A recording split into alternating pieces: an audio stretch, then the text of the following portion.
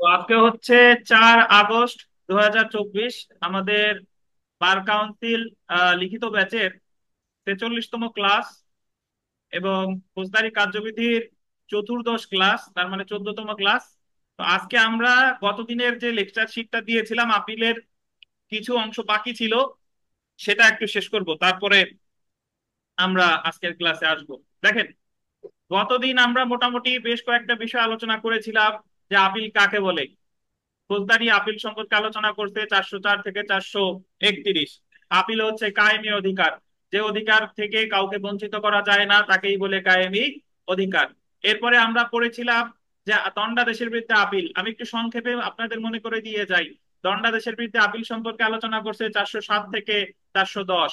407 ধারায় বলছে chief judicial ম্যাজিস্ট্রেটের কাছে আপিল, দ্বিতীয় তৃতীয় শ্রেণী ম্যাজিস্ট্রেট দণ্ড দিলে আপিল হবে চিফ জুডিশিয়াল ম্যাজিস্ট্রেটের কাছে। দণ্ডাদেশের ক্ষেত্রে চিফ মেট্রোপলিটন ম্যাজিস্ট্রেটের আপিল এখতিয়ার নেই। কেন নাই? কারণ মহানগর এলাকায় দ্বিতীয় তৃতীয় শ্রেণী ম্যাজিস্ট্রেট নাই। এরপরে আমরা পড়েছিলাম দায়রা জজের নিকট আপিল দণ্ডাদেশের ক্ষেত্রে 408 ধারায়, যেখানে বলা হয়েছে প্রথম শ্রেণীর ম্যাজিস্ট্রেট যদি দণ্ড দেয় তাহলে 408 ধারায় 30 দিনের মধ্যে দায়রা জজ বা মহানগর দায়রা জজ আদালতে আপিল হবে। এছাড়া যুগ্ম দায়রা জজ যদি 5 বছর পর্যন্ত কারাদণ্ড দেয় আপিল হবে 408 ধারায় দায়রা জজ আদালতে। আর 408 ধারায় 408 ধারার পরে এরপরে মনে রাখবেন যে 408 ধারায় হাইকোর্ট বিভাগেরও আপিল এখতিয়ার আছে। ও আর 408 ধারায় একটা কথা বলা হয়নি, সেটা হলো যদি চিফ জুডিশিয়াল ম্যাজিস্ট্রেট দণ্ড দেয় তাহলেও আপিল হবে আপনার দায়রা জজের কাছে, সেই দণ্ডটা 7 বছরের পর্যন্ত হলেও। ওই যে আপনার সেশন জাজ ভাইড অর্ডিন্যান্স 1982 সালের একটা অর্ডিন্যান্স আছে, সেখানে বলছে চিফ জুডিশিয়াল ম্যাজিস্ট্রেট দণ্ড দিলেও আপিল হবে কোথায় বলেন ভাই? দায়রা জজের কাছে। এরপরে 409 ধারায় বলতেছে যে যদি দায়রা জজ অনুমতি দেয়, সরকার অনুমতি দেয়, অতিরিক্ত দায়রা জজ দণ্ডাদেশের বিরুদ্ধে আপিল শুনতে পারে। তারপরে আমরা 410 ধারায় বলা হয়েছে হাইকোর্ট বিভাগে আপিল। হাইকোর্ট বিভাগে আপিল একটু মনে করায় দেই। হাইকোর্ট বিভাগে আপিল আছে দুইটা ধারায়, এক 408 ধারায় আছে, 410 ধারায় আছে। 408 ধারায় বলা হয়েছে যদি আপনার যুগ্ম দায়রা জজ 5 বছরের বেশি কারাদণ্ড দেয় আপিল হবে হাইকোর্ট বিভাগে। যদি কোনো ম্যাজিস্ট্রেট রাষ্ট্রদ্রোহিতার মামলায় সেডিশন যে কোনো দণ্ড দিলে সেই ক্ষেত্রেও আপিল হবে কোথায়? হাইকোর্ট বিভাগে।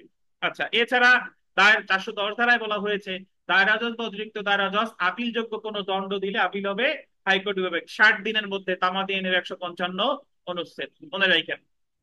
তো তারপরে আমরা পড়েছিলাম যে খালাসের বিরুদ্ধে আপিল। খালাসের বিরুদ্ধে দুইটা আদালত আপিল করা যায়, হাইকোর্ট বিভাগ দায়রা জজ। 417 ধারায় কে কে আপিল করতে পারে? পিপি পারে, অভিযোগকারী পারে। পিপি যেখানে আপিল করুক না কেন, যদি ম্যাজিস্ট্রেট আদালত খালাস দেয় আপিল হবে দায়রা জজের কাছে। যদি দায়রা আদালত খালাস দেয়, দায়রা আদালত মিন দায়রা জজ, অতিরিক্ত দায়রা জজ, যুগ্ম দায়রা জজ, আপিল হবে কোথায়? হাইকোর্ট বিভাগে। পিপি আপিল করলেই তামাদি মেয়াদ 6 মাস, তাতে যেখানেই যাক না কেন তামাদি আইনের 157 অনুচ্ছেদ। পিপি মূল মামলায় প্রদত্ত খালাসের বিরুদ্ধে আপিল করতে পারে, আপিলে প্রদত্ত খালাসের বিরুদ্ধে আপিল করতে পারে। তার মানে পিপি খালাসের ক্ষেত্রে দ্বিতীয় আপিল করতে পারে। এছাড়া অভিযোগকারী শুধুমাত্র সিআর মামলায় খালাসের বিরুদ্ধে আপিল করতে পারে, মূল সিআর মামলায় প্রদত্ত খালাস যদি ম্যাজিস্ট্রেট আদালত খালাস দেয় দায়রা জজের কাছে, যদি দায়রা আদালত খালাস দেয় কার কাছে? হাইকোর্ট বিভাগে। হাইকোর্ট বিভাগে। এ হলো খালাস। তো এরপরে আমরা পড়েছিলাম অপর্যাপ্ত দণ্ডাদেশের ক্ষেত্রে আপিল। অপর্যাপ্ত দণ্ডাদেশের ক্ষেত্রে পিপি আপিল করলেই চলে যাবে কোথায়? হাইকোর্ট বিভাগে। পিপি জিআর সিআর উভয় মামলাই পারে, বাট অভিযোগকারী পারে শুধুমাত্র সিআর মামলায় সংশ্লিষ্ট আপিল আদালতে, ওই দণ্ডাদেশের ক্ষেত্রে আপিলের মতো। আর অপর্যাপ্ত দণ্ডাদেশের ক্ষেত্রে যেই আপিল করুক না কেন তামাদি ম্যাচ 60 দিন। পিপির ক্ষেত্রে যে 60 দিন এটা 155 অনুচ্ছেদ। আর যদি করে অভিযোগকারী করে এটা 417 2। মনে আছে কিনা আপনাদের? তাহলে গতদিন যে জিনিসটা বলা হয় নাই, বলেন তো, যদি রাষ্ট্রদ্রোহিতার মামলায় ম্যাজিস্ট্রেট খালাস দেয়, রাষ্ট্রদ্রোহিতার মামলায় যদি ম্যাজিস্ট্রেট খালাস দেয় তাহলে আপিল হবে কোথায়? হাইকোর্টে স্যার। এত ফাঁদে পা দিলে হবে? এটা আমরা পড়ে আসছি। রাষ্ট্রদ্রোহিতার মামলায় দণ্ড দিলে না হাইকোর্ট বিভাগ, খালাস তো ওই জায়গা বিশেষ বিধান বলে নাই। রাষ্ট্রদ্রোহিতার ও মামলায় সরি স্যার, খালাস দিছে কে? বুঝতে পারছি স্যার, বুঝতে পারছি। তাহলে আপিল হবে কোথায়? তারা তাদের কাছে। বুঝতে পারছেন? রাষ্ট্রদ্রোহিতার মামলায় যদি পিপি আপিল করে তাহলে তো হাইকোর্টে, আর যদি অভিযোগকারী করে তাহলে কোথায়? রাষ্ট্রদ্রোহিতার মামলা সিআর মামলা হয়, রাষ্ট্রদ্রোহিতার মামলা কখনো সিআর মামলা হয় না। রাষ্ট্রদ্রোহিতার মামলা কখনো সিআর মামলা হবে না। তা সিআর মামলা হলে তো সেটা সিআর ফরম্যাটেই। এটা খেয়াল রাখেন ভাই। রাষ্ট্রদ্রোহিতার মামলায় খালাস বললেই আবার হাইকোর্টে সরাসরি চলে যায় না, কে আপিল করতেছে সেটা দেখেন। ধন্যবাদ। এছাড়া গতদিন আমরা আরেকটু পড়ছিলাম, সেটা যদি আপনাদের একটু মনে করাই দিই। সেটা হচ্ছে যে কখন কখন আপিল করা যায় না। 412-তে বলছে যে দোষ স্বীকার করলে, গিলটি প্লিড করলে আপিল করা যায় না। 13-তে বলছে তুচ্ছ শাস্তি দায়রা আদালত 1 মাসের কারাদণ্ড দিলে আপিল করা যায় না। এছাড়া দায়রা আদালত বা ম্যাজিস্ট্রেট, প্রথম শ্রেণীর ম্যাজিস্ট্রেট বা মেট্রোপলিটন ম্যাজিস্ট্রেট, ইনরা যদি 1 মাস 150 টাকা পর্যন্ত জরিমানা করে তাহলেও আপিল করা যায় না। শুধুমাত্র অর্থদণ্ড অনাদায় যে কারাদণ্ড দেয় এটার বিরুদ্ধে আপিল করা যায় না। এটা হলো কত, 413। আর 414 ধারায় বলছিল সামারি ট্রায়ালের ক্ষেত্রে 200 টাকা পর্যন্ত, শুধু 200 টাকা পর্যন্ত জরিমানা করলে আপিল করা যায় না। তবে কারাদণ্ডের সাথে জরিমানা করলে কি করা যায়, আপিল করা যায়। সিম্পল এইগুলাই আসবে ইনশাল্লাহ। যে যা রেগুলার রেগুলার যা যা পড়ি এগুলা পড়ে ফেলবেন, দেখবেন যে পরীক্ষার আগে আপনার কাছে সব, মানে আপনি প্যানিক হবেন না, ইনশাল্লাহ সব পারা যাবে। তো গতদিন আমরা যা পড়ছিলাম, আজকে একটা গুরুত্বপূর্ণ জিনিস পড়বো, সেটা হচ্ছে আপিল চলমান থাকলে দণ্ড স্থগিত। দেখেন গতদিনের লেকচার শিটে আপিল চলমান থাকলে দণ্ড স্থগিত এবং জামিন দেওয়ার ক্ষমতা। শুনেন, যখন গতদিনের শীটের লেকচার শিটে 6 নম্বর পেজের প্রথমে সবাই একটু দেখেন যে আপিল চলমান থাকলে দণ্ড স্থগিত এবং জামিন দেওয়ার ক্ষমতা। দেখেন, আপিল চলমান থাকলে এখানে দণ্ড স্থগিত সম্পর্কে আলোচনা করছে 426 ধারায়, এবং জামিন, জামিনও আছে আপনার 426 ধারায়। এখন আমি এখানে একটু পড়ার আগে আমি যদি আপনাদের একটু এভাবে বলি যে যদি কারাদণ্ডটা দেয় আপনার 1 বছরের কম, 1 বছরের কম, ধরেন বিচারিক আদালত একজনকে একটা মামলায় 1 বছরের কম কারাদণ্ডে দণ্ডিত করলো, তাহলে সে ওই যেদিন তাকে কারাদণ্ড দিল ওই দিনই সে ইচ্ছা করলে বিচারিক আদালতেই জামিন চাইতে পারে আপিলের শর্তে। আপিলের শর্তে, তাহলে বিচারিক আদালতে আমি আপিলের শর্তে জামিন চাইতে পারি যদি কারাদণ্ডের মেয়াদ হয় কত, 1 বছরের কম।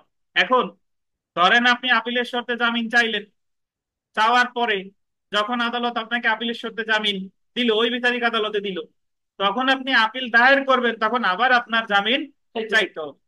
তার মানে এই জামিনটার মেয়াদ কতদিন, যতদিন পর্যন্ত আমি আপিল দায়ের না করতেছি। আর যদি কারাদণ্ড দেয় 1 বছরের বেশি, তাহলে তোর বিচারিক আদালতে আর জামিন চাওয়ার আমার কি সুযোগ নাই, তাইলে সরাসরি আপিলের যখন দায়ের করবেন তখনই জামিন চাইতে হবে। এই এই যে জামিনের যে বিধানটা, এই বিধানটাই আলোচনা করছে ফৌজদারি কার্যবিধির কত ধারায়, 426 ধারায়। একটু পড়ি দেখেন। অনলাইনে যারা আছে ভাই শুনতে পাচ্ছেন আপনারা? জি স্যার, একদম পরিষ্কার। ধন্যবাদ। দেখেন, আপিল চলমান থাকলে দণ্ড স্থগিত এবং জামিন দেওয়ার ক্ষমতা। আপিল চলমান থাকলে দণ্ড স্থগিত এবং জামিনের জন্য 426 এবং 427 দ্বারা আবেদন করা যায়। নিম্নলিখিত ক্ষেত্রে আপিল আদালত দণ্ড স্থগিত করে আসামিকে জামিনে মুক্তি দিতে পারে। 426 ধারা আমরা আগে দেখবো। দেখেন যে 426 ধারা অনুযায়ী আপিল চলমান থাকলে আপিল আদালত যে দণ্ড বা দণ্ডাদেশের বিরুদ্ধে আপিল করা হয়েছে সেই দণ্ডাদেশ কার্যকর করে আন্ডারলাইন করে স্থগিত করতে পারে এবং আসামিকে জামিনে মুক্তি দিতে পারে। 426-এর 1। আপনার যদি সাবসেকশন মনে রাখতে সমস্যা হয়, তাহলে এটা মনে রাখার আমার দরকার নাই, জাস্ট টোটালি লিখে দেবেন কততে, 426 ধারায়। তাহলে আপিল আদালত আপনার দণ্ড স্থগিত করতে পারে এবং আসামিকে জামিনে মুক্তি দিতে পারে কত ধারায়, 426-1 ধারায়। এখন একটা জিনিস খেয়াল করেন, আমরা ইভেন মৃত্যুদণ্ডের ক্ষেত্রেও আপনার যদি মৃত্যুদণ্ড দেয়, যাবজ্জীবন কারাদণ্ড দেয়, তাও আপনি আপিল আদালতে জামিন চাবেন কত ধারায়, এই 426 ধারায়। তারপরে দেখেন, বিচারিক আদালত কর্তৃক কোনো ব্যক্তি, আন্ডারলাইন কেন, অনধিক 1 বছরের কারাদণ্ডে দণ্ডিত হলে, অর্থাৎ এই কারাদণ্ডটা দিয়েছে কে, বিচারিক আদালত, কত বছর, অনধিক 1 বছর। উক্ত দণ্ডাদেশের বিরুদ্ধে আপিলের বিধান থাকলে, ওই দণ্ডাদেশের বিরুদ্ধে যদি কি থাকে, আপিলের বিধান থাকে, বিচারিক আদালত যদি মনে করে যে উক্ত ব্যক্তি আপিল দায়ের করতে পারে, তাহলে বিচারিক আদালত উক্ত ব্যক্তিকে জামিনে মুক্তি দিতে পারে। 426(2) ক গোল দেন, 426(2) কটা গোল দেন। আমরা যখন প্রিলিমিনারি পড়া পড়েছিলাম তখন এটা আপনাদের মুখস্থ হয়ে যাওয়ার কথা, যে 426(2) কথা বলছে বিচারিক আদালত কতদিন কারাদণ্ড দিলে, বলেন, অনধিক 1 বছর। তাইলে আমি আপিল আদালতে জামিন চাইতে পারবো। আচ্ছা, তারপরেরটা দেখেন, হাইকোর্ট বিভাগ যদি সন্তুষ্ট হয় যে দণ্ডিত ব্যক্তিকে আপিল বিভাগে অনুমতি সাপেক্ষে আপিল করার বিশেষ অনুমতি দেওয়া হয়েছে, তখন হাইকোর্ট বিভাগ যে দণ্ড দিয়েছে আপিল চলাকালীন সময়ে উক্ত দণ্ড স্থগিত বা আসামিকে জামিনে মুক্তি দিতে পারে। এটা ব্যাখ্যা করতে আমার একটু সময় লাগবে। দেখেন, আপনারা একটা জিনিস এখানে মনে রাখেন যে লিভ টু আপিল করা যায় শুধুমাত্র আপিল বিভাগে। এখন যারা জানেন না আপিল বিভাগ কি, আমাদের সুপ্রিম কোর্টের দুইটা ভাগ, একটা হলো কি হাই, সবার উপরে আপিল বিভাগ, তারপরে হচ্ছে কি হাইকোর্ট বিভাগ। এখন শুনেন, হাইকোর্ট বিভাগ যে দণ্ড দিল, এই দণ্ডের বিরুদ্ধে ফৌজদারি কার্যবিধিতে বিধান নাই। হাইকোর্ট বিভাগ যদি দণ্ড দেয়, তাহলে এই দণ্ডের বিরুদ্ধে সর্বশেষ আপিল করা যায় আপিল বিভাগে। কোথায়? আপিল বিভাগে। আপিল বিভাগে আপিলের বিষয় আমাদের ফৌজদারি কার্যবিধিতে কিছু নাই, বাট এটা করা হয় সংবিধান অনুযায়ী। বুঝতে পারছেন? 103 ধারায়, 103 অনুচ্ছেদ, সরি। এখন আপিল বিভাগে কখনো কখনো অধিকার বলে আপিল করা যায়, আর কখনো কখনো অধিকার বলে আপিল করা যায় না। অধিকার বলে আপিল করলে সেটারে লিভ টু আপিল বলে না, আর যখন অধিকার বলে আপিল করা যায় না আপিল বিভাগে, সেটারে বলে leave to appeal. Leave to শব্দের অর্থ হলো অনুমতি সাপেক্ষে। এখন কখন আপিল বিভাগে লিভ টু আপিল করা যায় আমি একটু ব্যাখ্যা করি, শুনেন।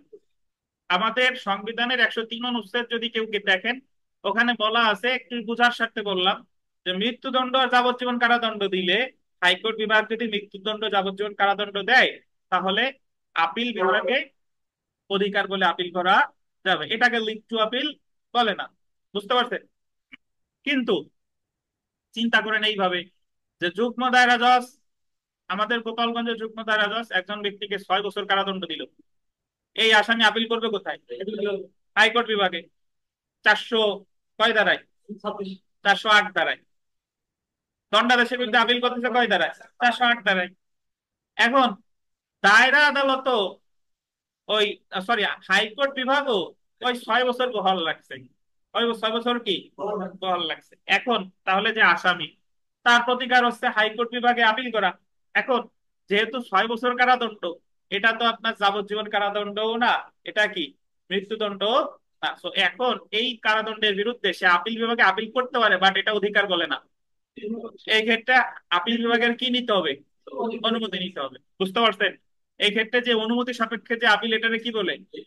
এখন ধরেন, যখন সে 408 ধারায় হাইকোর্ট বিভাগে আবেদন করেছিল, তখন সে হাইকোর্ট বিভাগে জামিন চাইছে, তারে জামিন দেয় নাই। অথবা ধরেন যে জামিন দিক আর না দিক, ধরেন জামিন দিলেও যখন হাইকোর্ট বিভাগ আপিলের রায় দিল, তখন তো যদি কারাদণ্ড বহাল লাগে, তারে আবার ভিতরে নিয়ে গেছে নাকি? মানে সে তো আসামি এখনো কোথায় আছে? ভিতরে আছে। ভিতরে আছে, কারাগারে আছে। তাহলে এখন আপিল বিভাগে যখন আপিলের অনুমতি চাইলো, আপিল বিভাগ যদি তারা আপিলের কি দেয়, অনুমতি সাপেক্ষে আপিলের একসেপ্ট করে, যে ঠিক আছে তোমার আপিল বিভাগে অনুমতি সাপেক্ষে আপিলের অনুমতি দেওয়া হলো, তখন সে আবার এই বিষয়টা অবগত করবে কারে? হাইকোর্ট বিভাগে। হাইকোর্ট বিভাগে যে আমার আপিল বিভাগে আপিলের অনুমতি নেওয়া হয়েছে, রনার আপনি এখন আমার জামিন দেন। সেই জামিনটা হলো 426(2)(খ)। 426(2)(খ)। এবার পড়েন, দেখেন, হাইকোর্ট বিভাগ যদি সন্তুষ্ট হয় যে দণ্ডিত ব্যক্তিকে আপিল বিভাগে অনুমতি সাপেক্ষে আপিল করার বিশেষ কি দেওয়া হয়েছে? অনুমতি। দেখছেন? এবার বুঝতেছেন না? তারে আপিল করার বিশেষ অনুমতি দেওয়া হয়েছে। তখন হাইকোর্ট বিভাগ যে দণ্ড দিয়েছে, আপিল চলাকালীন সময় উক্ত দণ্ড স্থগিত বা আসামিকে জামিনে মুক্তি দিতে। আর এই জামিনটা দিচ্ছে কে? হাইকোর্ট বিভাগ দিচ্ছে। যে সে তার আপিল, যেহেতু আপিল বিভাগে চলমান আছে, তাহলে এই জায়গায় জামিনটা আমি চাইতেছি কোথায়? হাইকোর্ট বিভাগে 426 কততে? কে বোঝেন নাই বলেন? অনলাইন অফলাইন কে বোঝেন নাই?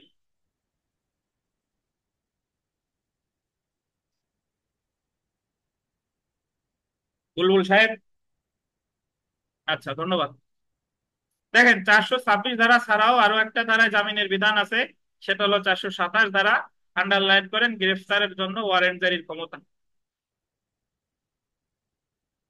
দেখেন, ফৌজদারি কার্যবিধির 417 ধারায় খালাসাদেশের বিরুদ্ধে এবং 417 ক ধারায় অপর্যাপ্ত দণ্ডাদেশের বিরুদ্ধে আপিলের ক্ষেত্রে, আন্ডারলাইন করবেন এটা একটু, 417 ধারায় খালাসাদেশের বিরুদ্ধে আর 417 ক ধারায় অপর্যাপ্ত দণ্ডাদেশের বিরুদ্ধে আপিলের ক্ষেত্রে হাইকোর্ট বিভাগ বা অন্য কোনো আপিল আদালত আসামিকে গ্রেফতারের জন্য পরোয়ানা ইস্যু করতে পারে। একটু বুঝেন, আমরা যখন প্রিলিমিনারিতে পড়ছিলাম, তখন প্রশ্ন আসতো যে আপিল আদালত পরোয়ানা ইস্যু করতে পারে কত ধারায়? আপিল আদালত ওয়ারেন্ট ইস্যু করতে পারে কত ধারায়? 427 কোন ধরনের আপিলের ক্ষেত্রে? খালাসের ক্ষেত্রে। আর একটা কি? অপর্যাপ্ত দণ্ডাদেশ। এটা কমন সেন্স। দেখেন, খালাসের ক্ষেত্রে আপিল করলে আসামি ছাড়া অবস্থায় থাকে না, সে তো মুক্ত অবস্থায় থাকে, তাহলে খালাসের বিরুদ্ধে আপিল করলে কি করবে? পরোয়ানা ইস্যু করবে। আবার অপর্যাপ্ত দণ্ডাদেশের ক্ষেত্রে দেখা গেলো দণ্ড কেটে সে কি হয়ে গেছে, বের হয়ে গেছে, তাহলে অপর্যাপ্ত দণ্ডাদেশের ক্ষেত্রে কি ইস্যু করবে? পয়েন্ট ইস্যু করবে। তাহলে যারা প্রিলিমিনারিতে আছেন তাদের বলি যে পরীক্ষায় প্রশ্ন আসবে যে আপিল আদালত ওয়ারেন্ট ইস্যু করতে পারে কত দ্বারাই? 427। কোন কোন ধরনের আপিলের ক্ষেত্রে? খালাস। আর একটা কি? অপর্যাপ্ত দণ্ডাদেশের ক্ষেত্রে। এখন ওয়ারেন্ট ইস্যু করলে এবং দেখেন, গ্রেফতার করে যে আদালতে পাঠানো হয় উক্ত আদালত আসামিকে কারাগারে পাঠাতে পারে বা জামিনে মুক্তি দিতে পারে। তাহলে 27 ধারায়ও কি করতে পারে? ওই যে যে ওয়ারেন্ট ইস্যু করলে যখন গ্রেফতার করলো, তখন তাকে যখন আদালতে পাঠানো হলো, ওই আদালত তারে কারাগারে পাঠাতে পারে অথবা কি জামিনে মুক্তি দিতেও পারে। তাহলে আমার এই 426 আর 427 ধারা ডিভিআই আমরা মুস্তাফিদা আগামী দিন দিয়ে দিব যে আপিলের মানে সময় আপনি জামিন কিভাবে চাইবেন, বিস্তারিত জামিনের মুস্তাফিদা যা যা আছে সবকিছু করে ফেলবো ইনশাল্লাহ। যদি জামিনের বিধান আছে তাহলে আমার লিখতে হবে কত কত দ্বারা? 426, 427। ধরেন প্রশ্ন এইভাবে আসলো যে আপিলের ক্ষেত্রে জামিনের বিধান আলোচনা করুন, নাম্বার 5। তাহলে আপনি কি শুধু 426 আর 27 লিখবেন? আগে আপিল কি এটা একটু কি বলে নিবেন, তারপরে হলো কত 426 আর 427। আর যদি মনে করেন যে আপিলের ক্ষেত্রে জামিনের বিধান নাম্বার হচ্ছে 3, তাহলে আর আমার জামিন ওই আপিল অত বিস্তারিত লেখার দরকার নাই, আমি সরাসরি চলে আসবো কততে? 426 আর 427। এই কারণে আপনার চোখ কান খোলা রাখতে হবে। প্রশ্ন কত নাম্বার, কত মার্ক, কত সময় আছে, সবগুলো দেখা তারপরে আমার বিবেচনা করতে হবে যে এই প্রশ্নটার উত্তর আমি কিভাবে লিখবো। আচ্ছা, তো আপিলের ক্ষেত্রে জামিন নিয়ে কোনো প্রশ্ন আছে কিনা আপনাদের, অনলাইনে বা অফলাইনে যারা আছেন সামনে?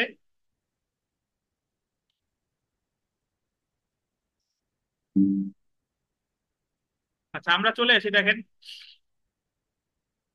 আপিল আদালত কর্তৃক অধিকতর সাক্ষ্য গ্রহণ বা সাক্ষ্য গ্রহণের আদেশ দেওয়া। পরীক্ষায় একবার প্রশ্ন আসতে পারে বা এসেছিল যে আপিল আদালত কখন অধিকতর সাক্ষ্য গ্রহণ করতে পারে। দেখেন, 428 ধারার অধীন আপিল আদালত অতিরিক্ত সাক্ষ্য গ্রহণ করতে পারে বা বিচারিক আদালতকে সাক্ষ্য গ্রহণের জন্য নির্দেশ দিতে পারে। তাহলে পরীক্ষা যদি প্রশ্ন আসে, প্রিলিমিনারিতে আসে আসে মাঝে মাঝে যে আপিল আদালত অতিরিক্ত সাক্ষ্য গ্রহণ করে কত ধারায়? 428 ধারায়। উনি নিজে স্বয়ং করতে পারে অথবা কাকে? বিচারিক আদালতকে নির্দেশ দিতে পারে। এখন আপনাদের জন্য গুরুত্বপূর্ণ না, বাট প্রিলির জন্য গুরুত্বপূর্ণ। আপনাদের বহুবার এমসিকিউ প্রশ্ন এসেছে যে আপিল আদালত যদি অতিরিক্ত সাক্ষ্য গ্রহণ করে এটা কিসের অন্তর্গত, বিচারের না অনুসন্ধানের? এটা কিসের বলেন তো? অনুসন্ধানের। এই যে আপিল আদালত যদি সাক্ষ্য গ্রহণ করে এটারে বিচার বলে না, এটারে কি বলে? অনুসন্ধান। জি। তারপরে দেখেন বিচারিক নজির, যে সুবিচারের স্বার্থে এই ধারা আবশ্যক হলে প্রয়োগ করা যায় এবং তা বাদী পক্ষেও হতে পারে আবার আসামি পক্ষেও হতে পারে। বলতেছে এই যে সাক্ষ্য গ্রহণ, এটা যে আপিল করেছে তার পক্ষেও হতে পারে আবার অপর পক্ষেও হতে পারে। আচ্ছা, দেখেন, 431 ধারা আপিলের ক্ষেত্রে সর্বশেষ ধারা। 431 ধারা আপিল বাতিলকরণ বা অ্যাবেটমেন্ট অফ অ্যাপিল। আপিল বাতিলকরণ বা অ্যাবেটমেন্ট অফ অ্যাপিল। এখন অ্যাবেটমেন্ট শব্দটা আমাদের কনফিউশন অনেক সময় হয়ে যায়, কনফিউজড হয়ে যায় আমরা যে অ্যাবেটমেন্ট ABETMENT, ABETMENT, এই অ্যাবেটমেন্ট মানে হলো প্ররোচনা। দণ্ডবিধির 106 থেকে ওই 107 থেকে, সরি 107 থেকে 120। আর ABETMENT এই অ্যাবেটমেন্ট মানে হচ্ছে কি? বাতিল। আচ্ছা, তো এখন আপিল বাতিল হবে কখন? শুনেন, সহজ সূত্র। আপিল যেই করুক না কেন, যদি আসামি মারা যায় আপিল বাতিল। আপিল যেই খালাসে করুক, দণ্ডাদেশে করুক, অপর্যাপ্ত দণ্ডাদেশে করুক, 405-এ করুক, 406-এ করুক, যেখানেই করুক না কেন, আমি দেখবো যে মারা গেছে কি। যদি আসামি মারা যায় আপিল কি অ্যাবেইট। তবে একটা ক্ষেত্রে আসামি মারা গেলেও অ্যাবেইট হবে না, সেটা হলো কি? অর্থদণ্ড। যে ক্ষেত্রে অর্থদণ্ড, সেক্ষেত্রে অর্থদণ্ডের যে যে অংশটুকু সেটা কি হবে না? বাতিল হবে না। বুঝতে পারছেন? ধরেন, যদি এরকম চিন্তা করেন ভাই যে একজন ব্যক্তিরে যাবজ্জীবন কারাদণ্ড আর 1 লাখ টাকা জরিমানা করছে আসামি, আর সে আপিল করছে। আপিল করার পর তার সে মারা গেছে। আপিল করার পরে কি মারা গেছে। তা মারা গেলে ওই যতটুকু কারাদণ্ড আছে ওইটুকুর অংশ কি হয়ে গেছে, বাতিল হয়ে গেছে, কিন্তু অর্থদণ্ডের টুকু কি বাতিল হবে না, ওইটুকু কি চলবে। এই হচ্ছে কথা। তো দেখেন ফৌজদারি কার্যবিধির, তাহলে আপনার এই এই আপিল বাতিল হবে কি হবে না এই রিলেটেড যদি কোনো সমস্যামূলক প্রশ্ন আসে, তাহলে আপনি দেখবেন যে কে মারা গেছে। আর একটা ক্ষেত্রে আসামি মারা গেলেও বাতিল হবে না, সেটা হলো কে অর্থদণ্ড। দেখেন ফৌজদারি কার্যবিধির 431 ধারায় আপিল বাতিলের বিধান আলোচনা করা হয়েছে।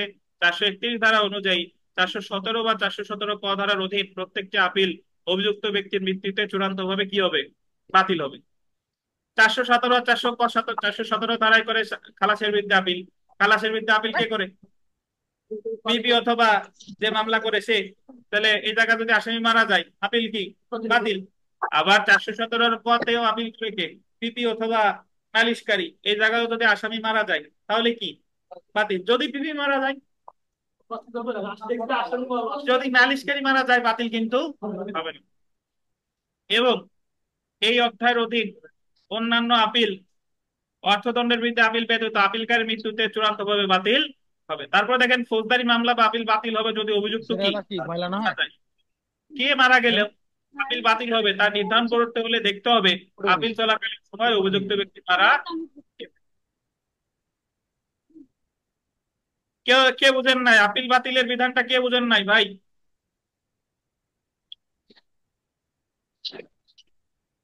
অনলাইনে যারা আছেন শুনতে পাচ্ছেন? Clear sir.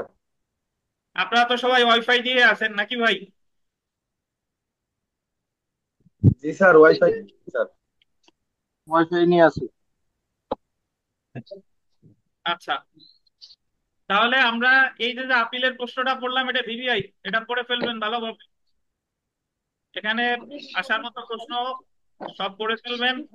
সমস্যামূলক প্রশ্ন আসতে পারে, মুখাবিদা আসতে পারে, এটা ভালোভাবে দেখে ফেলবেন। আমরা আজকের লেকচার শিটে চলে আসব। আপনাদের গ্রুপে আগেই লেকচার শিট দিয়ে দিছি, সবাই ডাউনলোড করে নেবেন।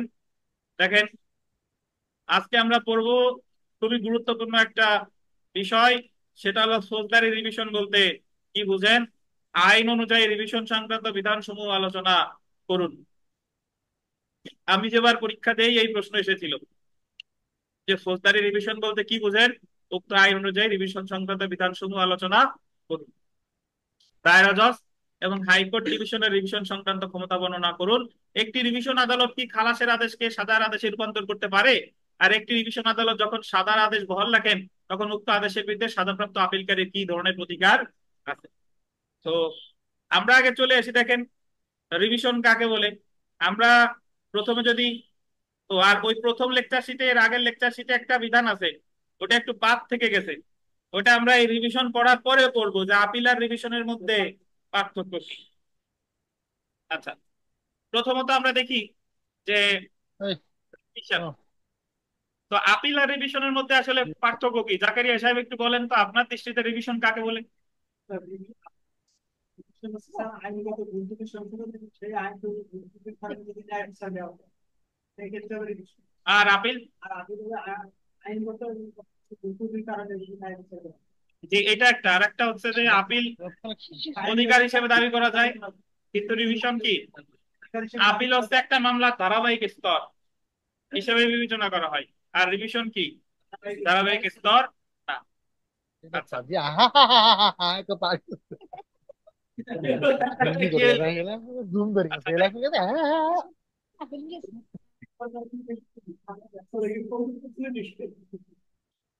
আচ্ছা দেখেন আমরা, ভাই রিভিশন যদি একটু বলি, যে প্রথমত এইভাবে চিন্তা করেন যে কোন আদালতের রিভিশন কোন জায়গা হবে। ওই থিওরি একই, ম্যাজিস্ট্রেট আদালতের যে কোনো আদেশের বিরুদ্ধে রিভিশন কোথায়, দায়রা জজের কাছে। আর দায়রা আদালতের যে কোনো আদেশের বিরুদ্ধে রিভিশন কোথায়, হাইকোর্ট বিভাগে। রিভিশন করা যায় দুইটা আদালতে, এক হাইকোর্ট বিভাগ, আর এক হচ্ছে কি দায়রা জজ আদালত। এখন শুনেন, রিভিশন কায়েমি অধিকার না।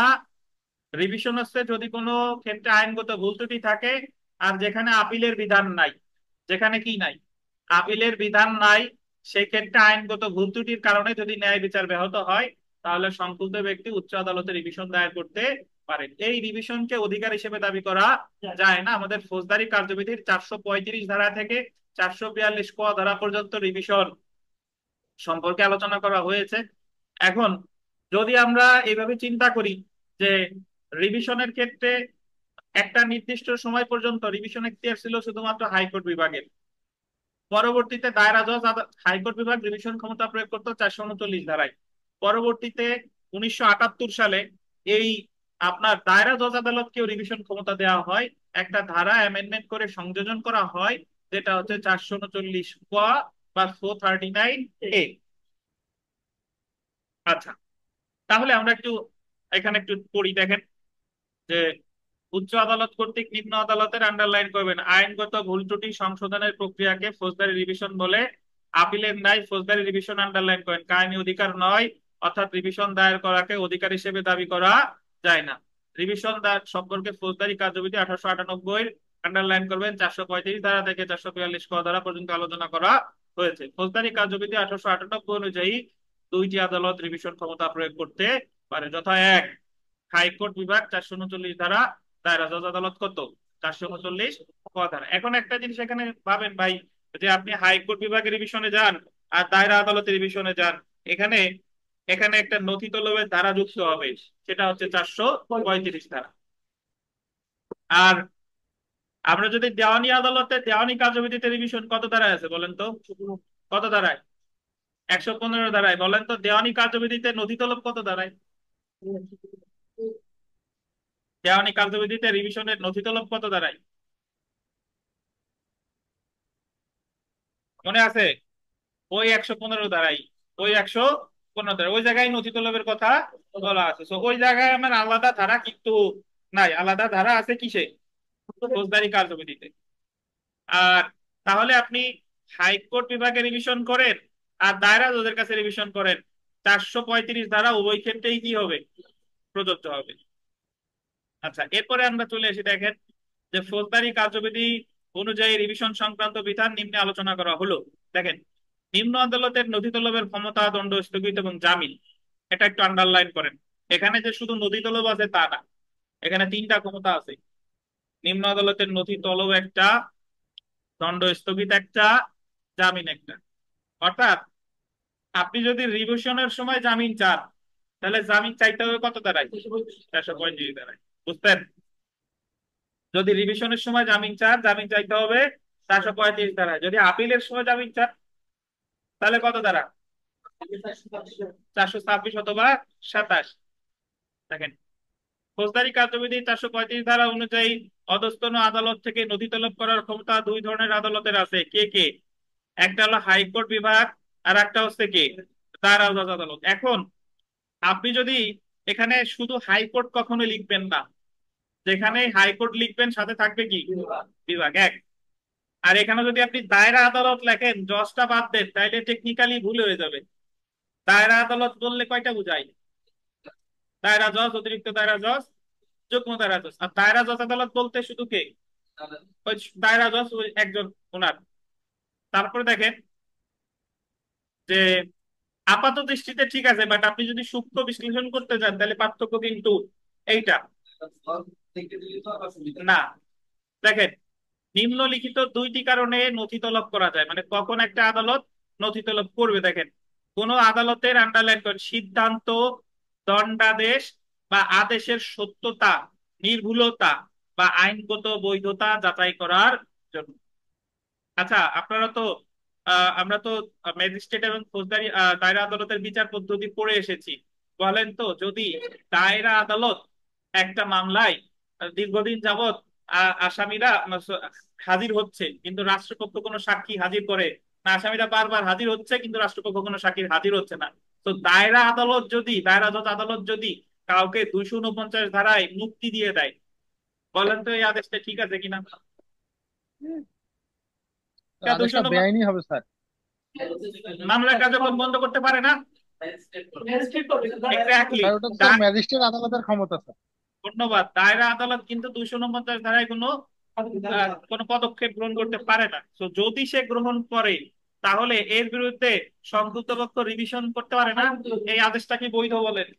So, হাইকোর্টে রিভিশন করবে 439 ক ধারা এবং সেই সাথে নথি তলব করবে নাকি? সরি 439, সরি ক না, 439 ধারায়। আচ্ছা, তারপরে দেখেন,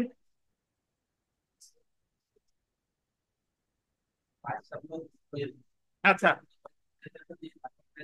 তারপরে দেখেন ভাই, যে কোন আদালতের কার্যক্রমে নিয়মানুগত্য সম্পর্কে সন্তুষ্ট হওয়ার জন্য, মানে কোন আদালতের কার্যক্রম ঠিকঠাক ভাবে সম্পাদিত হয়েছে কিনা এই সম্পর্কে কি হওয়ার জন্য, সন্তুষ্ট হওয়ার জন্য ফৌজদারি কার্যবিধির 435 ধারার অধীন হাইকোর্ট বিভাগ বা যে কোনো দায়রা জজ তার অধীনস্থ যে কোনো নিম্ন আদালতের নথি তলব করে কোন আইনগত ভুল, আন্ডারলাইন করবেন, কোন আইনগত ভুল অনিয়ম ন্যায় বিচারের উদ্দেশ্যে কি করতে পারে, সংশোধন করতে পারে এবং সেই সাথে দণ্ড কার্যকর স্থগিত রেখে কোনো অভিযুক্তকে জামিনে মুক্তি দিতে পারে। So, যদি কখনো জানতে চাওয়া হয়, রিভিশন আদালতে জামিন চাওয়া হয় কত ধারায়, কত ধারায়, 435 ধারায়। তারপর ব্যাখ্যা দেখেন, এই ধারার অধীনস্থ বলতে বোঝানো হয়েছে সকল দায়রা আদালত এবং ম্যাজিস্ট্রেট, সে বিচারিক হোক বা নির্বাহী হোক, সে কার অধীন, হাইকোর্টের অধীন, এবং সকল ম্যাজিস্ট্রেট সে নির্বাহী হোক বা বিচারী হোক সে হচ্ছে কার অধীন, দায়রা আদালতের। আচ্ছা, এখন আমরা চলে এসি দেখেন যে হাইকোর্ট বিভাগের রিভিশন ক্ষমতা।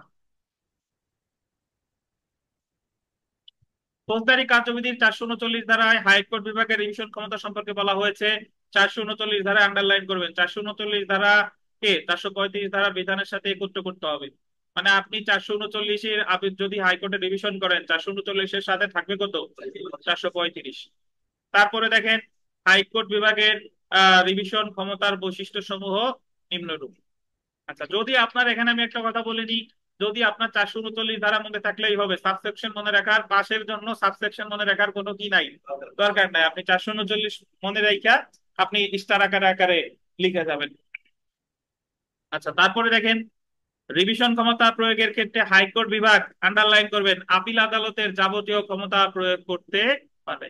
মানে একটা আপিল আদালতের যে যে ক্ষমতা আছে, রিভিশন আদালতেরও সেই সেই ক্ষমতা থাকবে। বলেন তো আপিল আদালতের ক্ষমতা আছে কত ধারায়? আপিল আদালতের ক্ষমতা আছে 423 ধারায়। তো আপিল আদালতের যে যে ক্ষমতা আছে, রিভিশন আদালতেরও সেই সেই ক্ষমতা থাকবে। অর্থাৎ ইহা অধস্তন আদালতের আদেশ পরিবর্তন করতে পারে, নতুন তদন্ত বা অনুসন্ধানের আদেশ দিতে পারে, আসামিকে নতুন ভাবে বিচারের আদেশ দিতে পারে, বা অধস্তন আদালত কর্তৃক আন্ডারলাইন করবেন শাস্তির পরিমাণ কি বাড়াতে পারে। দেখেন এটা হলো 439-এর সাবসেকশন কত, 1। প্রথমত আমি আবারও বলে নিই যে সাবসেকশন মনে না রাখলে কোনো সমস্যা নাই। সাবসেকশন মনে রাখা হলো নফল ইবাদতের মতো, আপনার পাশের জন্য সাবসেকশন মনে রাখার দরকার নাই, 439 ধারা লিখলেই হবে। তাহলে 439-এর তারপরও যারা সাবসেকশন মনে রাখতে চান, টেকনিক হচ্ছে যে আপিল আদালতের যে যে ক্ষমতা আছে, রিভিশন আদালতেরও সেই সেই ক্ষমতা। তো প্রথম যেটা, হাইকোর্ট বিভাগ রিভিশন ক্ষমতা প্রয়োগকালে আপিল আদালতের নেই সকল ক্ষমতা ভোগ করবে, এটা 439-এর 1। 2 নাম্বারটা দেখেন, যে ক্ষেত্রে দণ্ডের পরিমাণ বাড়াবে বা আসামির বিরুদ্ধে কোনো আদেশ দিবে, সেই ক্ষেত্রে আসামি বা তার আইনজীবীকে আত্মপক্ষ সমর্থনের সুযোগ দিতে হবে, 439-এর 2 ধারা। এখানে বলতেছে যদি রিভিশন আদালত দণ্ডের পরিমাণ বাড়ায় বা যে আদেশটা যাবে হলো আসামির বিরুদ্ধে, সেইটা করার ক্ষেত্রে অবশ্যই আসামিরে আত্মপক্ষ সমর্থনের কি দিতে হবে, সুযোগ দিতে হবে। অর্থাৎ তারে না শুনে কোনো আদেশ দেওয়া যাবে না। 3 নাম্বার দেখেন, যে ক্ষেত্রে দণ্ডের পরিমাণ বৃদ্ধি করবে সেক্ষেত্রে উক্ত দণ্ডটি যদি কোনো প্রথম শ্রেণী ম্যাজিস্ট্রেট দিয়ে থাকে, তাহলে উক্ত প্রথম শ্রেণী ম্যাজিস্ট্রেটের দণ্ড দানের ক্ষমতার অতিরিক্ত দণ্ড দিতে পারবে না। এটার অর্থ কি? ধরেন যখন কোন রিভিশন করা হলো, উদাহরণস্বরূপ বলা হলো যে রিভিশন করছেন আপনি হাইকোর্ট বিভাগে, তাহলে এটা মনে রাখবেন যে ওই মূল ধারায় বিচারিক আদালত যে সাজা দিতে পারতো উনি তার চেয়ে বেশি সাজা দিতে পারবে না। তাহলে আমার এখানে 3টা পয়েন্ট কেমনে মনে রাখি? প্রথমে মনে রাখবেন যে আপিল আদালতের ন্যায় সকল ক্ষমতা ভোগ করবে, 439-এর 1। তারপরে আমরা দণ্ডের পরিমাণ বাড়ানোর ক্ষেত্রে অবশ্যই আসামির কি শুনবে, এটা হলো 2।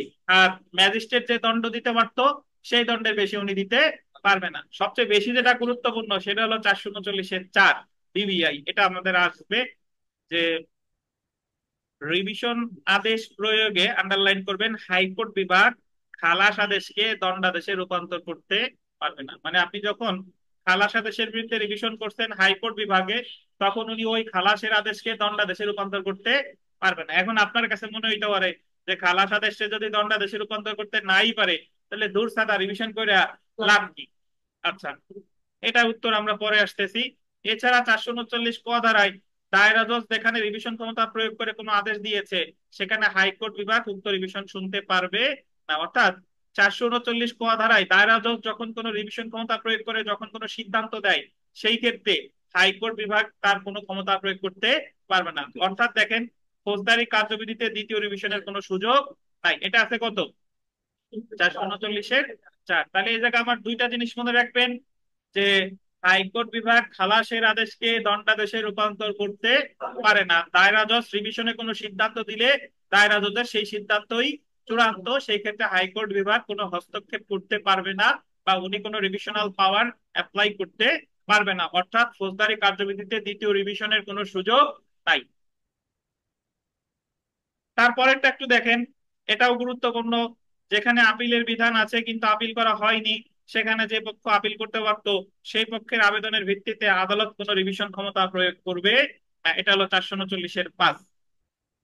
আপিলের বিধান ছিল, আপনি অবহেলা করে আপিল করেন নাই, সেই ক্ষেত্রে আপনি যদি রিভিশন করেন, রিভিশন ক্ষমতা আদালত কিন্তু রিভিশন শুনবে না, রিভিশন কি করে দিবে? খারিজ করে দিবে। বুঝতে পারছেন? আমরা প্রিলিমিনারিতে পড়ছিলাম আপিলের বিধান থাকলে আপিল করছেন, ব্যর্থ হয়েছেন, তারপর রিভিশন করা যাবে, কিন্তু আপিলই করেন নাই, সেই ক্ষেত্রে কি রিভিশন করা যাবে না। হাইকোর্ট ডিভিশনের তাহলে এই 5টা ক্ষমতা আপনি মনে রাখবেন। আপিল আদালতের ন্যায় সকল ক্ষমতা ভোগ করবে। 1, সাজা বাড়াইলে আসামিরে শুনবে। 2, তারপরে হলো যদি ম্যাজিস্ট্রেট যে দণ্ড দেওয়ার ক্ষমতা, সেই দণ্ড দিতে পারবে, এর বেশি দিতে পারবে না। 3, আর খালাসের আদেশকে দণ্ডে রূপান্তর করতে পারবে না, দায়রা আদালতের কোনো সিদ্ধান্তকে হস্তক্ষেপ করতে পারবে না। 4, আর যে ক্ষেত্রে আপিলের বিধান ছিল আপিল করা হয় নাই, সেক্ষেত্রে রিভিশনও করা যাবে না। আচ্ছা,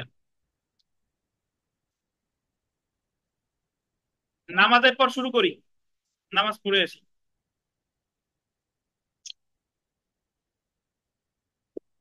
আচ্ছা দেখেন, আমরা পড়াই ফিরি ভাই। দেখেন তো, আমরা নামাজের বিরতির আগে হাইকোর্ট বিভাগের রিভিশন ক্ষমতা পড়েছি। এখন আমরা দেখবো, দেখেন, দায়রা জজের রিভিশন ক্ষমতা। তো দেখেন, স্থানীয়ভাবে প্রতিকার দেওয়ার উদ্দেশ্যে ফৌজদারি কার্যবিধি আন্ডারলাইন করবেন 439 ক ধারাটি ল রিফর্ম অর্ডিন্যান্স 1978 দ্বারা ফৌজদারি কার্যবিধির সাথে যুক্ত করা হয়েছে।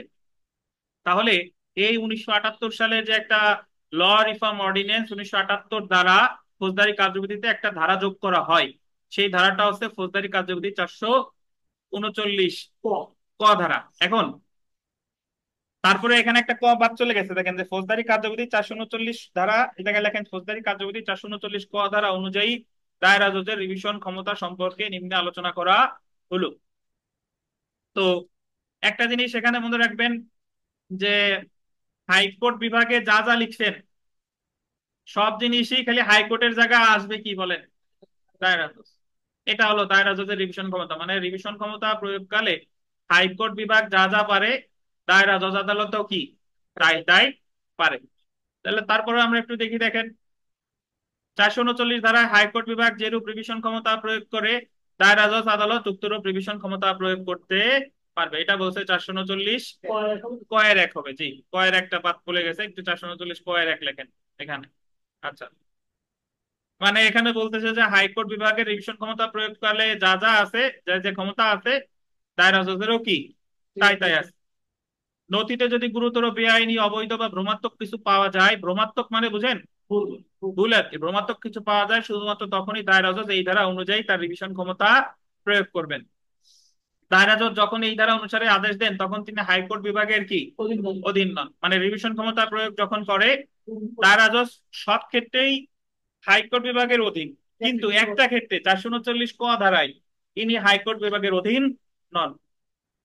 তারপরে দেখেন, দায়রা জজ নিজে কোনো কার্যক্রমে নথি তলব করে থাকলে বা অন্য কোনোভাবে বিষয়টি তার গোচরীভূত হলে, 439 ধারা অনুসারে হাইকোর্ট বিভাগের যাবতীয় ক্ষমতা তিনি প্রয়োগ করতে পারবেন। তাহলে একটা জিনিস এখানে দেখেন, আপিল ক্ষমতা, মানে আপিলের যে ক্ষমতা, এটা আদালত স্বপ্রণোদিত হয়ে প্রয়োগ করতে পারে না, কিন্তু রিভিশন ক্ষমতা স্বপ্রণোদিত হয়েও পারে, আবার কারো আবেদনের ভিত্তিতেও পারে। তাহলে এই যে আমাদের আর একটা পার্থক্য, যে আপিল কখনো স্বপ্রণোদিত হয়ে আদালত আপিল ক্ষমতা প্রয়োগ করবে না, অবশ্যই কারো আবেদনের ভিত্তিতে, কিন্তু রিভিশন ক্ষমতা আদালত স্বপ্রণোদিত হয়েও পারে, আবার কি আবেদনের ভিত্তিতেও পারে।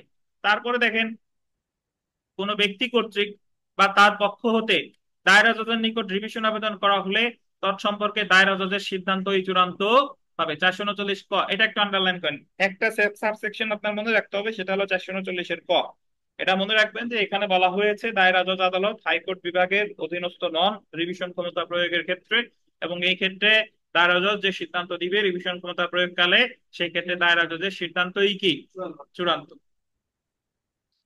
তাহলে ওখানে আপনি যে সাবসেকশনটা মনে রাখবেন 439-এর 4, ওই যে খালাসের আদেশকে দণ্ডাদেশে রূপান্তর করতে পারবে না, আর দায়রা জজের রিভিশন ক্ষমতা প্রয়োগের কোনো সিদ্ধান্ত দিলে হস্তক্ষেপ করতে পারবে না, 439-এর 4 হাইকোর্ট বিভাগের ক্ষেত্রে। আর এই জায়গা যেটা মনে রাখতে হবে 439-এর কয়ের কত, 2, অর্থাৎ এই ক্ষেত্রে তিনি হাইকোর্টের অধীনস্থ নন, তিনি যে সিদ্ধান্ত দিবেন সেটাই কি চূড়ান্ত। তারপরে চলে আসেন, যদি কখনো পরীক্ষায় আসে যে অতিরিক্ত দায়রা জজের রিভিশন ক্ষমতা আছে কিনা। দেখেন, অতিরিক্ত দায়রা জজের রিভিশন ক্ষমতা সম্পর্কে ফৌজদারি কার্যবিধি 439 ক-এর 3 ধারায় বলা হয়েছে, উক্ত ধারা অনুযায়ী দায়রা জজ সাধারণ বা বিশেষ আদেশে কোন রিভিশন মামলার অতিরিক্ত দায়রা জজের নিকট প্রেরণ করা হলে অতিরিক্ত দায়রা জজ সেই ক্ষেত্রে দায়রা জজের সকল রিভিশন এখতিয়ার প্রয়োগ করছে। তাহলে আপনি সিভিলের ক্ষেত্রে একটা মিল খুঁজেন, ওই জায়গায় আছে 115-3, অতিরিক্ত জেলা জজ রিভিশন ক্ষমতা প্রয়োগ করতে পারে 115-এর কত, 3, আর এই জায়গা আছে 439-এর কত, 3। তাহলে ওখানে আমরা দেওয়ানি মামলার ক্ষেত্রে অতিরিক্ত জেলা জজের রিভিশন ক্ষমতা আছে 115-র সাবসেকশন কত, 3, আর এই জায়গায় ফৌজদারি মামলার ক্ষেত্রে অতিরিক্ত দায়রা জজের রিভিশন ক্ষমতা আছে, এটা কত, 439-এর কয়ের 3। তো যে এতগুলা কথাও মনে রাখতে পারবেন না, আপনার একটা মনে রাখলেই হলো, ওই হাইকোর্টে যা যা আছে সব 439-এর ক দিয়ে এই জায়গা কি দিয়ে দেবেন, উল্লেখ করে দিবেন, ঠিক আছে। আচ্ছা, বাট আবার মাসিমারা কিরানের মতো দিয়েন না যে 439 ক দিয়ে আবার হাইকোর্ট দিয়ে লিখলেন, তাইলে তো হবে না, ওই ভাষাগুলো টেকনিক্যালি তো চেঞ্জ করে দিতে হবে আর কি। তা হাইকোর্ট বিভাগের জায়গা হবে কি দায়রা জজ। দেখেন, রিভিশন ক্ষমতা প্রয়োগ করে রিভিশন আদালত খালাস আদেশ রদ করতে শাস্তি প্রদান করতে পারে কিনা। এই জায়গায় পরীক্ষায় প্রশ্ন আসছে যে রিভিশন ক্ষমতা প্রয়োগ করে রিভিশন আদালত খালাস আদেশ রদ করে শাস্তি প্রদান করতে পারে কিনা। আমরা 439-এর 4-এ বলতে পারে না। একটা জিনিস এভাবে চিন্তা করেন, আমি একটু, কখন খালাস আদেশের বিরুদ্ধে রিভিশন করে সেই প্রেক্ষাপটটা আমরা কল্পনা করি। দেখেন, ধরেন যদি ধরেন যে একজন আসামিরে প্রথম শ্রেণীর ম্যাজিস্ট্রেট দণ্ড দিছে, তাহলে আসামি আপিল করবে কোথায়, তাহলে সিআর মামলায় কোথায় করবে, দায়রা জজের কাছে। এখন দায়রা জজ যদি আসামিরে খালাস দেয়, দায়রা জজ আসামিরে কি দিছে, খালাস দিছে, তাহলে এখন নালিশকারী যে, সেই খালাস নালিশকারী হোক বা পিপিই হোক, সেই খালাস আদেশ যেহেতু দায়রা জজ খালাস দিছে, এটার এখন সরি নালিশকারী ধরেন, তারা পিপি ধরলে আবার আপিল করা যায়, নালিশকারী খালাস দিলে এই জায়গায় তো নালিশকারী আপিল করতে পারবে না, বুঝতে পারছেন, কারণ এই খালাসটা দিছিল আপিলে, এই খালাসটা দিছে কি আপিলে, সো এই ক্ষেত্রে সে আপিল করতে পারতেছে না। তাহলে এই ক্ষেত্রে সে করবে যে জায়গায় আপিলের বিধান নাই, সে জায়গা করবে কি রিভিশন, সে হাইকোর্ট বিভাগে করবে ওই খালাস আদেশের বিরুদ্ধে কি। এখন 439-এর 4-এ বলা আছে যে খালাস আদেশকে রিভিশন আদালত কি করতে পারে না, দণ্ডাদেশে রূপান্তর করতে পারে না। তাহলে আমার মনে প্রশ্ন এসে যায় না যে তাহলে রিভিশন করে লাভ। আচ্ছা দেখেন, একটু পড়ি, লাভ আছে। ফৌজদারি কার্যবিধির 439-4 ধারায় বলা হয়েছে রিভিশন আদালত রিভিশন ক্ষমতা প্রয়োগ করে খালাস আদেশ রদ করে শাস্তি বা দণ্ড প্রদান করতে পারে না। 439-এর 4-এ বলতেছে পারে না, বাট আন্ডারলাইন করেন, উচ্চ আদালতের বিভিন্ন মামলার সিদ্ধান্তে খালাস আদেশের বিরুদ্ধে মন্তব্য করেছে এবং খালাস আদেশ রদ করেছে। খালাস আদেশ রদ করার ক্ষমতা খুবই সীমিত, মানে উচ্চ আদালতের নজির আছে যে ওই খালাস আদেশে রদ করে কি দিছে, শাস্তি দিছে, তবে এটার ক্ষমতা মানে এই এই যে যে এটা ক্ষমতা খুবই সীমিত। একেবারেই যদি মনে করে যে তারে খালাস দেওয়া উচিত হবে না, সেই ক্ষেত্রে রিভিশন আদালত কি করতে পারে, তারে শাস্তি দিতে পারে। তবে রিভিশন আদালত খালাস আদেশ শুধুমাত্র তখনই রদ করতে পারবে যখন সুনির্দিষ্টভাবে উপনীত হওয়া যাবে যে খালাসের পক্ষে বিচারিক আদালতের কোনো যুক্তিসঙ্গত সাক্ষ্য দ্বারা সমর্থনযোগ্য নয়। অর্থাৎ বিচারিক আদালত যে খালাসটা দিছে, এই খালাসটা কোনো সুনির্দিষ্ট সাক্ষ্যের ভিত্তিতে কি দেয় নাই, আসলে খালাস দেওয়া এই জায়গা তার উচিত হয়নি, শুধুমাত্র সেই ক্ষেত্রেই ওই খালাস আদেশকে দণ্ডাদেশে রূপান্তর করতে পারবে রিভিশন আদালত। তো এই মামলাটা মনে রাখেন, আব্দুল আজিজ বনাম কে, সেকেন্দার আলী, 50 DLR AD 111। এখন বলেন তো এটা জিয়ার মামলা না সিয়ার মামলা? কেমনে বুঝলেন বলেন? সেকেন্ডারি দুই পক্ষই দুই দুইটাই পক্ষের নাম নাম। স্যার। যদি জিয়ার মামলা হতো তাহলে নাম হতো কি? রাষ্ট্র। এবং আরেকটা কথা, রাষ্ট্র। জিয়ার মামলা হইলে আর রিভিশন করার দরকার হয়তো না, জিয়ার মামলা করলে পিপি করতো কি, খালাসের বিরুদ্ধে আপিল। বুঝতে পারছেন? শেয়ার মামলার ক্ষেত্রেই তো অভিযোগকারী তো করতে পারে না, যে মামলা করছে সে তো আর দুইবার আপিল করতে পারে না, তাহলে প্রথমবার সে আপিল করলে দ্বিতীয়বার হবে কি, রিভিশন। তাহলে সালাউদ্দিন বুলবুল ভাই বলেন দেখি, যে খালাস আদেশকে তাহলে কি দণ্ডাদেশে রূপান্তর করতে পারে কিনা?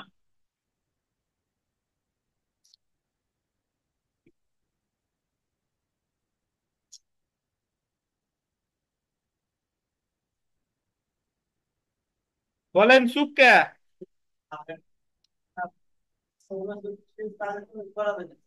439-4 করা যায় না, বাট করা যায় কখন?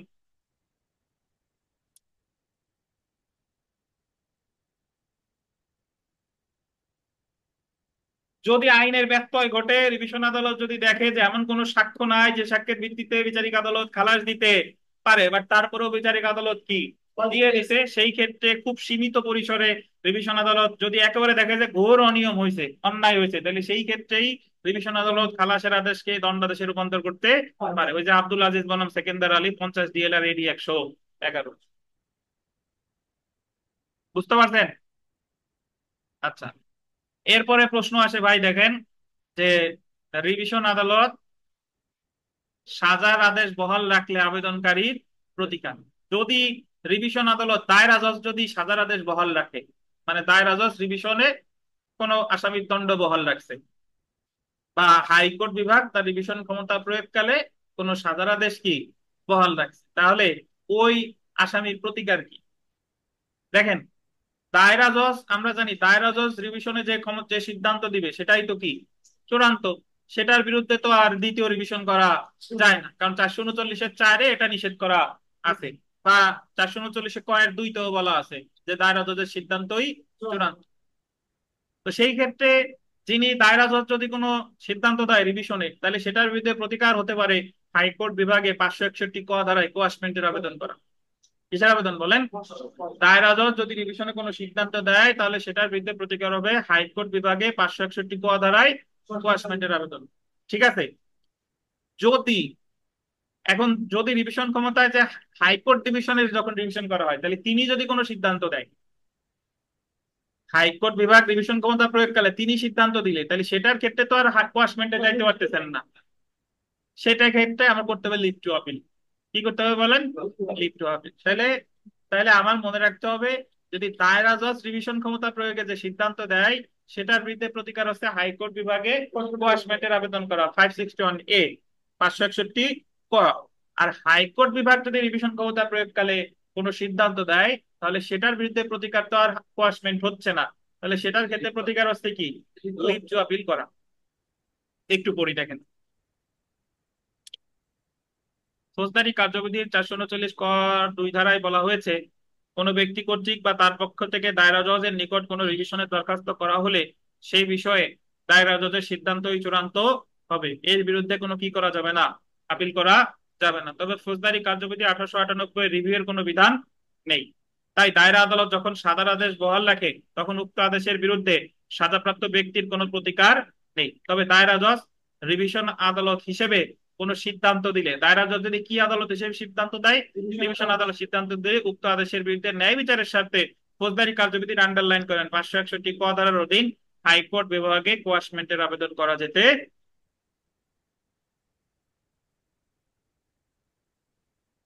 এছাড়া দেখেন, হাইকোর্ট বিভাগের 439 ধারার অধীনে প্রদত্ত রিভিশন আদেশের বিরুদ্ধে প্রতিকারের ব্যাপারে কিছু বলা হয়নি।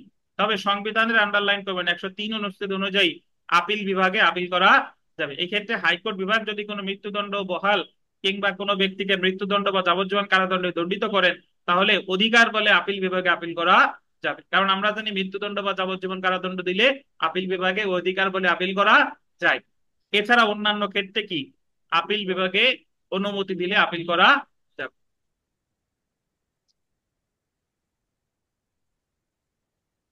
ধরেন এইভাবে চিন্তা করেন যে চিফ জুডিশিয়াল ম্যাজিস্ট্রেট একজন আসামিরে 7 বছরের কারাদণ্ড দিছে, তাহলে আপিল করবে কোথায় আসামি? দায়রা জজের কাছে। দায়রা জজ 7 বছর বহাল লাগছে, তাহলে আসামি তো আর আপিল করতে পারবে না, কারণ আসামি তো 2বার আপিল করতে পারে পারে না। তাহলে এখন দায়রা জজ যে 7 বছর দিল, উনি কি করবে? রিভিশন করবে। কোথায়? হাইকোর্ট বিভাগে। হাইকোর্ট বিভাগও ধরেন রিভিশনে 7 বছর বহাল রাখছে, তাহলে এখন লিভ টু আপিল করবে কোথায়? আপিল বিভাগে। বুঝতে পারছেন রহমত সাহেব? বুঝতে পারছেন নাকি? না বুঝলে বলেন। তো আপনি তো অসুস্থ ছিলেন, জ্বর হয়েছিল না? আচ্ছা দেখেন, বুঝবেন ইনশাল্লাহ, সমস্যা নাই, আল্লাহ ভরসা। তো এরপরে আমরা দেখি একটা সমস্যা, তাহলে রিভিশন নিয়ে কোনো প্রশ্ন আছে কিনা? আর একটা জিনিস এখানে শুনেন, যে রিভিশন আদালত কাউরে শুনতে বাধ্য না। উনি কোনো পার্টির না শুনেও রিভিশনের সিদ্ধান্ত দিতে পারে। শুধুমাত্র একটা ক্ষেত্রে শুনতে বাধ্য, যে ক্ষেত্রে আসামির সাজা বাড়াবে, সেক্ষেত্রে অবশ্যই আসামিরে শুনে সিদ্ধান্ত দিবে। ঠিক আছে? আর এই একটা ক্ষেত্র ছাড়া আর কখনো রিভিশন আদালত শুনতে বাধ্য না। আর এই জায়গায় একটা ধারা আমরা পড়ি নাই, বাট আপনাদের একটু বলে দিই। সেটা হলো 436 ধারায় অধিকতর অনুসন্ধান। কি বলেন? অধিকতর অনুসন্ধান। রিভিশন আদালত অধিকতর অনুসন্ধান করতে পারে কখন? যখন মামলা খারিজ করে আর কারো অব্যাহতি দেওয়া হয়। মামলা খারিজ করে অথবা কি এই ক্ষেত্রে যখন আপনি রিভিশন করবেন, তখন 436 ধারায় উনি অধিকতর অনুসন্ধান করতে পারে। তো যদিও এই জায়গায় আমার ইনক্লুড করা দরকার ছিল, আমি একটু বলে দিই। এইভাবে চিন্তা করবেন, যদি কখনো পরীক্ষায় আসে যে রিভিশন আদালত কখন অধিকতর অনুসন্ধান করতে পারে, রিভিশন আদালত অধিকতর অনুসন্ধান করতে পারে 436 ধারায় যখন কোনো মামলা খারিজ করা হয় 203 ধারায়, যখন কোনো মামলা খারিজ করা হয় 204-এর 3 ধারায়, যখন কাউকে অব্যাহতি দেওয়া হয় 241 ক বা 265 গ অথবা 202(2) খ, 202(2) খ, এই সকল ক্ষেত্রে যদি রিভিশন করা হয়, তাহলেই শুধুমাত্র অধিকতর অনুসন্ধানের নির্দেশ দিতে পারে। অন্য কোনো ক্ষেত্রে কিন্তু অধিকতর অনুসন্ধানের নির্দেশ দিতে পারে না। তাহলে উত্তর কিন্তু আপনি জেনে গেলেন যে রিভিশন আদালত আপনার অধিকতর অনুসন্ধানের নির্দেশ দিতে পারে কত ধারায় ভাই? 436 ধারায়। কিসের কিসের ক্ষেত্রে? মামলা খারিজের ক্ষেত্রে আর কিসের ক্ষেত্রে? অব্যাহতির ক্ষেত্রে। আসামির অব্যাহতি দেয় মনে আছে কিনা আপনাদের? যে যখন পুলিশ রিপোর্টের উপর ভিত্তি করে অব্যাহতি দেয় 202(2) খ, ম্যাজিস্ট্রেট আদালত 4 শুনানি করে দেয় 241 ক, দায়রা আদালত দেয় 4 শুনানি করে 265 গ, অথবা দায়রা আদালত পিপি মামলা প্রত্যাহার করলে 494 ক, মামলা খারিজ করলে 203, আর যখন মামলা আমলে নেওয়ার পর প্রসেস ফি না দেয় তখন খারিজ করে 204-3। তাহলে এই এই ক্ষেত্রগুলাতেই যদি রিভিশন দায়ের করা হয়, সেক্ষেত্রে রিভিশন আদালত 436 ধারায় অধিকতর অনুসন্ধানের আদেশ দিতে।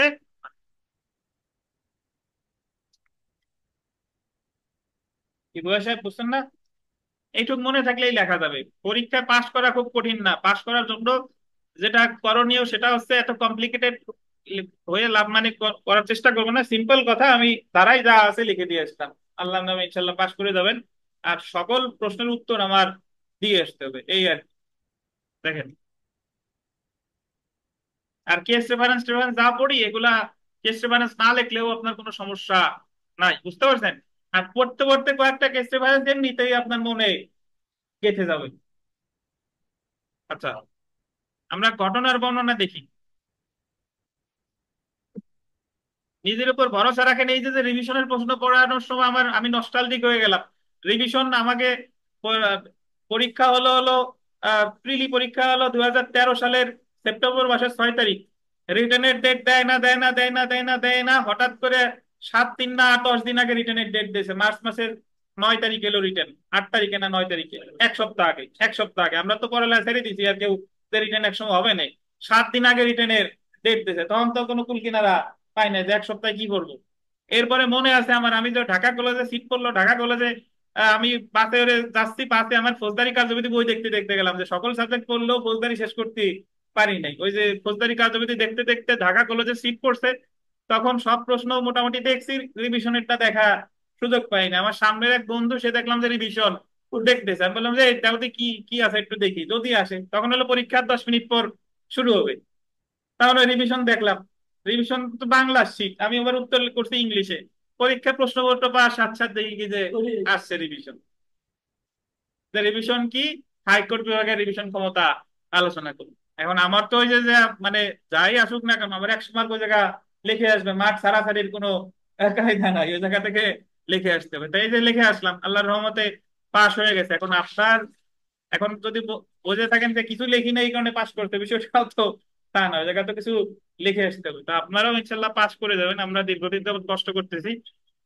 দেখেন ঘটনার বর্ণনা দেখেন ভাই। কামাল চাঁদাবাজির অভিযোগে 3 জনের বিরুদ্ধে এজাহার দায়ের করে।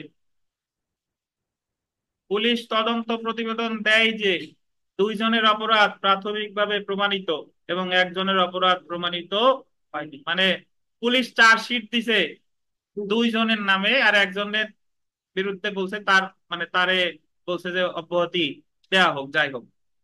তাহলে কামাল অধিকতর তদন্তের আবেদন করে। এই জায়গায় অধিকতর তদন্তের হচ্ছে নারাজি।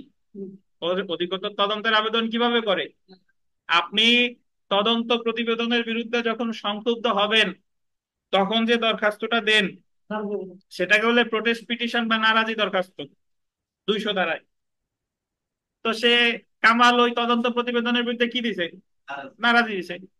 আদালত আবেদনটি নামঞ্জুর করে প্রতিবেদন গ্রহণ করে। আদালত কামালের আবেদন নারাজি পিটিশন কি করছে? নামঞ্জুর করছে। এখন আমরা নারাজি পড়ে এসেছি, নারাজি পড়ছি না আমরা। আমরা জানি যে নারাজি দরখাস্ত দেওয়ার ক্ষেত্রে ম্যাজিস্ট্রেট মহোদয় ওই সেই আপনার নালিশি দরখাস্তের নিয়ম নীতি অনুসরণ করবে। তার মানে নারাজি দরখাস্ত দেওয়া হয় 200 ধারায়। তাহলে ম্যাজিস্ট্রেট ওইটা নামঞ্জুর করছে, মানে ধরেন খারিজ করছে 203 ধারায়। 203 ধারায় যদি খারিজ করে, তাহলে নারাজির ক্ষেত্রে প্রতিকার হলো দুইটা, হয় নতুন মামলা দায়ের করবে অথবা কি করবে, রিভিশন করবে। তাহলে এই জায়গায় রিভিশন করবে কত ধারায়? 439। বলেন তো এই রিভিশন আদালত কি অধিকতর অনুসন্ধানের নির্দেশ দিতে পারবে কিনা? কারণ নারাজি নামঞ্জুর করতে মানে খারিজ করতে, আর আমরা জানি খারিজের ক্ষেত্রে তো কি অধিকতর অনুসন্ধানের নির্দেশ দিতে পারে কত ধারায়? 436 ধারায়। এখন আবার জানতে চাইছে কামালের প্রতিকার কি। কামাল, আমি প্রতিকারের জায়গা বলবো কি ভাই, যে যে তার নারাজি দরখাস্ত নামঞ্জুর হয়েছে, তাহলে তার প্রতিকার আছে উচ্চ আদালতে কি করা, রিভিশন করা। একটু পড়ি দেখেন, তাহলে বিচার্য বিষয় দেখেন। আর ঘটনার বর্ণনার ক্ষেত্রে কিন্তু এই লাইনটা বাদ যাবে, কোন লাইনটা? কামালের প্রতিকার কি, এটা বাদ যাবে। তাহলে বিচার্য বিষয় দেখেন, যে অধিকতর তদন্ত প্রতিবেদন নামঞ্জুরের বিরুদ্ধে কামালের প্রতিকার আলোচনা করতে হবে। আইনানুগ পর্যালোচনায় আমরা চলে আসি। দেখেন কামাল কর্তৃক দাখিলকৃত অধিকতর তদন্তের আবেদনের নামঞ্জুরকৃত আদেশের বিরুদ্ধে কামাল উচ্চ আদালতে রিভিশন দায়ের করতে পারেন। আমরা জানি ফৌজদারি কার্যবিধি 1898 173 ধারায় পুলিশ তদন্ত প্রতিবেদন দাখিল করলে সংক্ষুব্ধ সংবাদদাতা উক্ত তদন্ত প্রতিবেদনের বিরুদ্ধে নারাজি দরখাস্ত দায়ের করতে পারেন।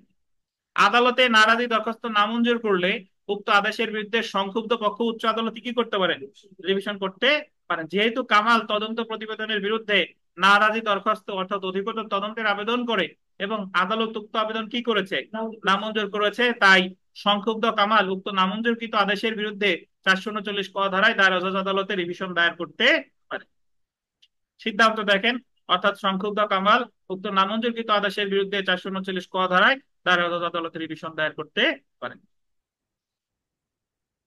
আপনি ইচ্ছা করলে এই জায়গায় আরো একটা লাইন যোগ করতে পারেন, ওই আইনানুগ পর্যালোচনার ক্ষেত্রে বলতে পারেন যে যেহেতু আহ নারাজি দরখাস্ত নামঞ্জুরের বিরুদ্ধে রিভিশন করা হয়েছে, তাই এক্ষেত্রে দায়রা জজ আদালত 436 ধারায় রিভিশন ক্ষমতা প্রয়োগ করে অধিকতর অনুসন্ধানের আদেশ দিতে পারে।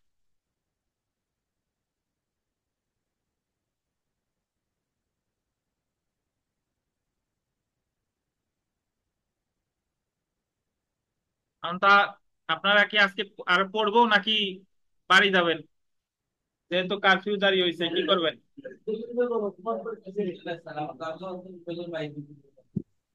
থাক স্যার আজকে, যে আজকে থাক স্যার। বুলবুল আবার কি কয় প্রথম দিন, কিসের প্রথম দিন?